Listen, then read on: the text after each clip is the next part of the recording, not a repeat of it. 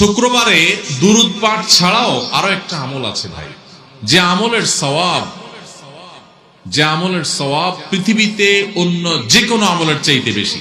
এত বেশি সওয়াব, এত বেশি বিনিময় আল্লাহ তাআলা অন্য কোনো আমলে দিবেন না, শুক্রবার একটা আমল করলে দিবেন। সেটা বলবো?